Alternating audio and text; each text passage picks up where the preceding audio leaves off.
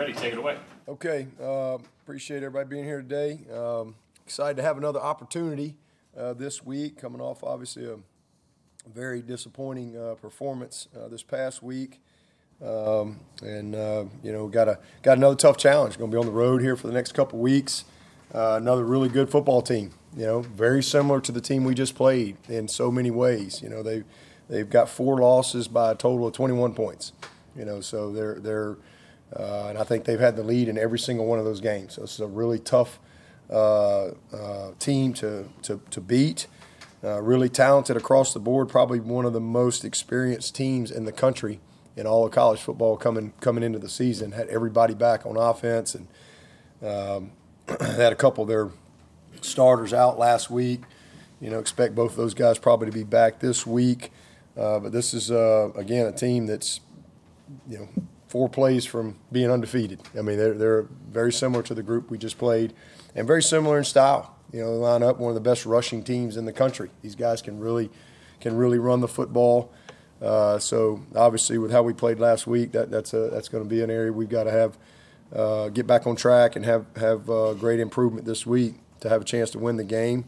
But very impressed with them offensively. Both quarterbacks, really good players. They don't really change what they do regardless of who's at quarterback. It's a talented duo there, but Drones is the you know, he's a 230-something pound kid. He can really run. He can extend. He's a good thrower. And then the back, Tootin, is as good as I think there is in the country. He's a very good player. He's explosive. He's can run away from you in the open field, and very similar again to what we saw last week. A lot of stretch, a little bit different. That they've got a little bit of midline and what we call wham, you know, built into it as far as how they go about and trying to split your defense. Good receivers at every spot. You know, all 3 positions. Tight ends are involved as well in what they do in the run and pass game, but very, very good players outside. So it's a complete offense. They're doing a nice job. And again, you know, 2 of those losses, I believe, came in overtime, or at least this past one came in overtime, and the other one came on a review of the last play of the game. So it's a team that will battle and compete to the end, and got a lot of respect for Brent and the job that he's done up there, and the team that they've got. And again, we're going to have to play. We're going to have to play really, really well to go win this game. Defensively, one of the best fronts we've seen. You know, number 52, I think he's second in the nation in sacks. They'll roam him around a little bit. He's a dynamic pass rusher. 2 inside guys are very good. They really play 5 or 6 guys up front pretty regular. And 16 is a really, really special inside player. He's got a great pass rush. They'll put him outside on the edge some because they're very confident in his pass rush ability, and a really, really good back 7. So overall, again, just a complete team, a ton of experience, guys that play with a lot of confidence, play tough, play physical, and you know, going to have to go up there and certainly play better than we did this past week, and see if we can get back on track, find a way to win. And I also want to say happy birthday to my sweet and precious 80-year-old mom today. She probably is not watching this, but maybe somebody will tell her I gave her a shout out. But happy birthday, Mom. I love you, appreciate you. What a great inspiration my mom has been. She's a miracle. She really is. She is a living, breathing miracle. What she's been able to do in her life and to still be here. You know, if you know much about her, she spent, you know, in and out of the hospital the first 10 years of her life at Crippled Children's Hospital, and you know, said she wouldn't have kids and go to normal school, none of that stuff, and ended up having 3 sons and 7 grandsons and a couple of great grandsons, and no granddaughters yet. Maybe those will come somewhere along the way here, but happy birthday to my mom. I mean, it really is a miracle that she's 80 years old today and still going strong. So wanted to get that out there. And Larry. Larry, yeah, happy birthday, Papa Larry. He was yesterday. Poor Larry. Mom gets the whole month, and Larry got like from 12 to 6 yesterday. That was about it. So pretty neat. And one of my old teammates, Derek Warren, his birthday's today too, because he always calls my mom on this day because they share the same day. But happy birthday to Papa Larry yesterday and Mom today. All right, any questions?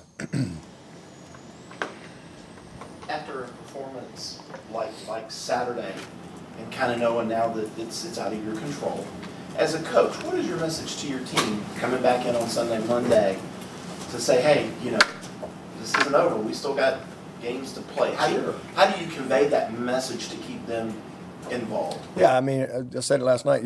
Life is hard. Football's hard. Failure's hard. Disappointment's hard. It takes courage to continue to keep going. When something doesn't go your way, you got to pick yourself up, dust yourself off, and go. I wish we never lost a game in the history. There's how many undefeated teams are there in the Power Four? 7. In the Power 7? Yeah. In Power 4? How many? Probably not many. Is Oregon undefeated? Yep. Anybody else? Miami? There's not many. I mean, it's hard. I mean, and it's going to get harder. And by the end of the year, it probably won't be any undefeated teams. So, it's disappointing when you're in control of your destiny, and then all of a sudden you're not. So we don't control our destiny anymore. But you know what we do control? Our decision, what we do today. We still control our effort, our accountability, our attitude, our work ethic. We control how we respond. We control all that. We don't control. We can't. We could go win all of our games, and we may not get to Charlotte. We don't control that. But hey, you got to go play the next game. That's why they call it a season. You play a season every single year. You try to have the very best season that you can have. And in totality, in our time here, we've had a lot of really, really good seasons. And some seasons we've won the championship more than most. National championships and league championships. It's hard to do. So, you try to coach and teach. I think it's important. There's always a lesson. And honestly, you really only lose if you lose the lesson. Like, there's always a lesson. I mean, these are kids. These are 18 to 22-year-old young people that are having to that work their butts off, and they're having to deal with disappointment, and and failure, and especially in this arena. We always in this arena it's a little different. Just because it's so public, and there's just. It's almost a sport to criticize and attack and things like. It's like a sport of its own. Who can be the best attacker? Who can be the best criticizer? Who can be the best? Whatever. That's the world we live in. And so, it's an opportunity you got to challenge, you teach, you encourage, and it's again you grow. You pick yourself up and you keep going. I always say, tough people win in the end. Life is hard. Tough people win in the end, and the only reason they win is because they keep going. You keep going. The only time you lose is when you just give up and you stop. So, yeah, we lost a football game. That's football. It's hard. College football is hard and going to get harder. There's going to be very few undefeated teams as you move forward, and I think that whole perception will probably slowly change a little bit. A lot like you have in the NFL now. I mean, because the parity is going to be even more and more. But, we did not deserve to win that game last week. We didn't deserve to win. And you got to do what it takes. We didn't do what it takes. You can't change what it takes. I always say, greatness don't go on sale. You can't get it, down at the Dollar General for less than what it costs. You have to pay full price every single week, and especially when you're at a place like Clemson, you're going to get everybody's best shot. And we've got a lot of really talented players, and some of them are more mature than others, and some are really, really mature and they get it, and others they don't. And sometimes you just have to learn through some setbacks. But there's always setbacks. But that's why you got to be resilient. People who win are resilient. You know, I mean, people who ultimately succeed in life are resilient, and they have a desire to keep on keeping on. That's what resiliency is. It's overcoming setbacks and obstacles and disappointment and failure by a desire to keep on keeping on. That's what resiliency is. So you got to be resilient, and you get a chance to teach that. You'd much rather teach the other stuff, you know, because it's more fun when you win. But the reality is we're 5-1 in our league. There's 17 teams in this league. You know, we're not out of it. We don't control the destiny, but we control our decision on how we're going to respond, how we're going to practice, what we're going to do about it this week. That's what we do control. So let's focus on what we control, block out the rest of it, and get back to work. Simple. Are there adjustments needed in run defense, or is it simply a matter of execution, especially knowing the guy you're going to face this week? Yeah. We're going to have to be a lot better at doing what it takes to stop the run. You know, to stop the run, you got to set the edge. You got to be gap sound. You got to defeat blocks. You got to be relentless. You got to trigger and fill gaps when you're filling it from second and third level. You got to tackle well. It's not complicated. And so we got to do those little things better.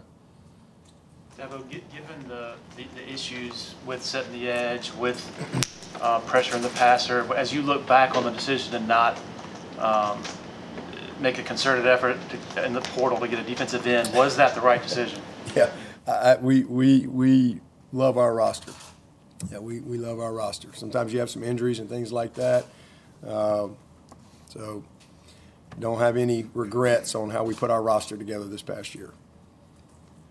I guess how have you evaluated, the depth behind Peter when he's been hurt now? How do you feel like the defense in that position? We're growing. You know, Jaheim's done some good things. Hoffler's really coming on. We feel like he's developing. Armand is getting a little bit of experience, as well. But, Peter's definitely one of our best players for sure. But we got to keep getting better. Fortunately, we got most everybody back, and think they'll keep developing. Is there an update on Peter? Yeah, he's day to day. K-Part is out for sure. He's going to be probably out a little while. Shelton's probably done. He's got a toe injury. Not sure if he'll make it back over these next 4 weeks or 3.5 weeks, where we got left. It'll probably be hard for him to get back in that time. Very similar to what Antonio had last year. So maybe postseason, but right now he's probably not going to make it back these next 3.5 weeks.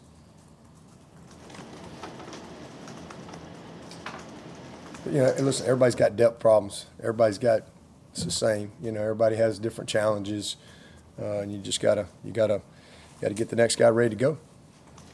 In terms of some of the, I don't know if it was communication issues, but offensively, just maybe some of the flow wasn't where you would want it to be in the game on Saturday. Just some of that been addressed. Is that just an aberration Offensively? from one game? Yeah, from the offensive standpoint. I mean, we just didn't finish on some of the drives, and we didn't kick the field goals. I mean, that's the problem. I mean, 16 of 29 on third and fourth down. It's hard to do better than that. 200 plus rushing, 200 plus passing. But there was still more there. But the biggest thing is we didn't capitalize to, because we were struggling on defense, we didn't capitalize to take the mo when we had the opportunity.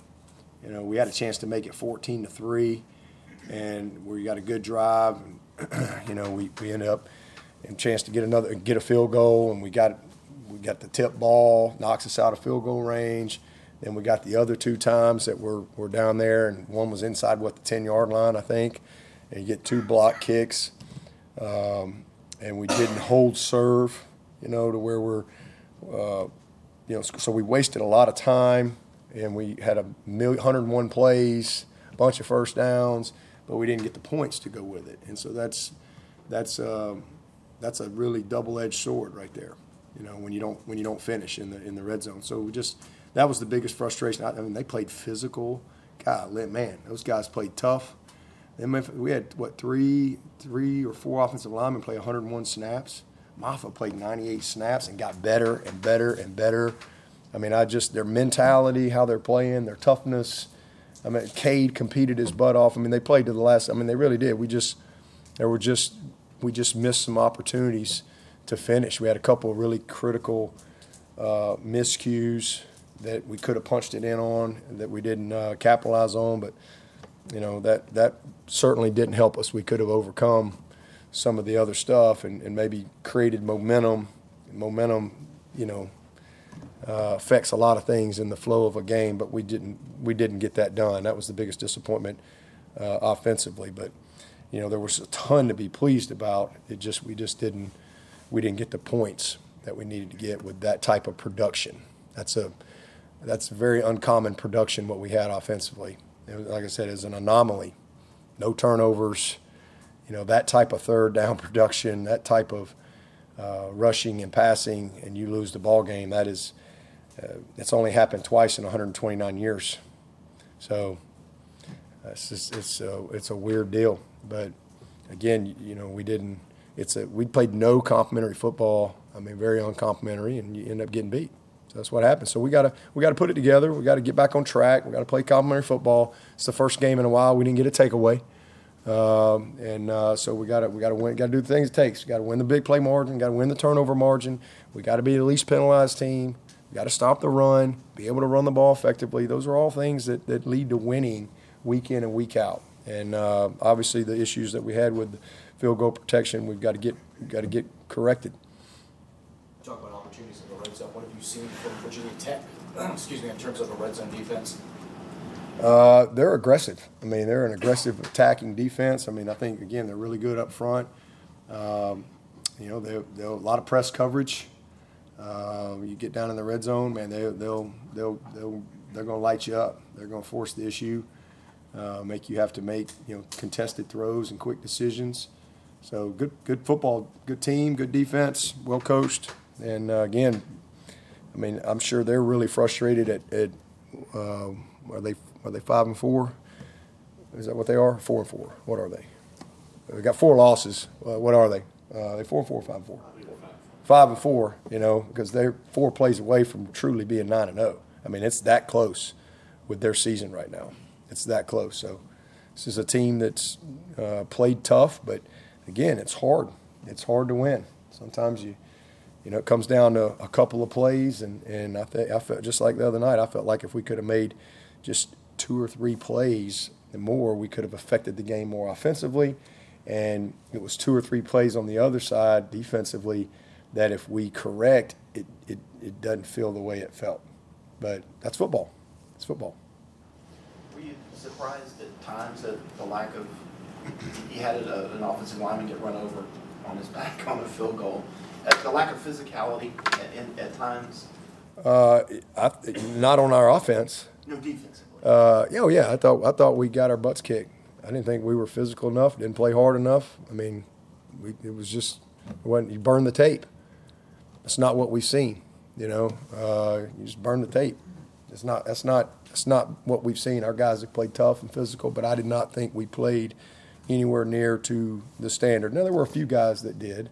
You know, you hate to paint with a broad brush, but it takes 11.